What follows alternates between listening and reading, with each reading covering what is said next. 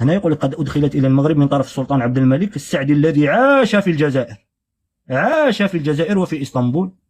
هذا هو أقدم نسخة بصرية تاع قفطان في المروك، مازالوا موثق لليوم. هاوليك نشوفوه. بصح احنا كيما شفنا إخوتي الكرام واش من قرن ويقول هنا، ركزوا لنا على القرن فقط، رشفوا على القرن.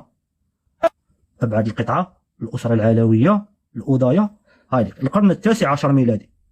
راح نشوفوا شواكركم الجزائر أكيد. نسخة طبق الأصل، هذا جزائري، رانا في واحد المتحف ثاني. هاوليك قفطان جزائري، نسخة طبق الأصل ولا لا؟ فوتوكوبي ولا لا؟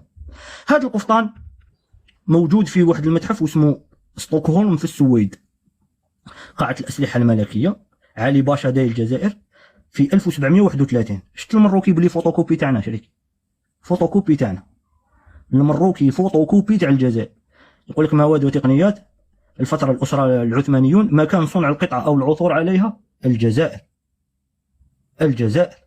هذا القفطان الأحمر بأكمامه العريضة هو جزء من زي المرأة الجزائرية، جزء من زي المرأة الجزائرية، والحرير الرفيع المستوى اللماع.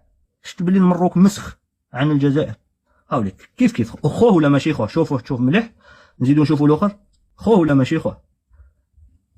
المروكي بيروكي شريكي، شئتم ام ابيتم. هاوليك في القرن التاسع عشر تعلم يدير قفطان كيما تاع الجزائر.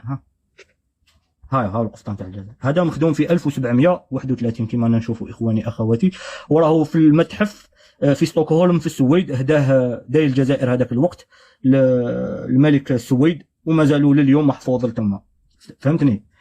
انا نشوف بلي التوثيق هذا لا غبار عليه. اقدم نسخه مازالها على قيد الحياه هذه وتاع المروك، تاع المروك في القرن التاسع عشر، وهذه كما كنتوا تشوفوا سيداتي اوانسي سادتي في 1731. تقدر ترجل معايا، يعني في موقع تاع متاحف خوتي، يعني في المتحف. ها نحن اكتواليزي باش ما تقولوا لي سكرين شوت وتزور ولا يعني ناكتواليزي. يعني في المتاحف هنا يثبت الدليل والحجه القويه الدامغه على انه القفطان جزائري 100%. المروكي مسخ عن الجزائر.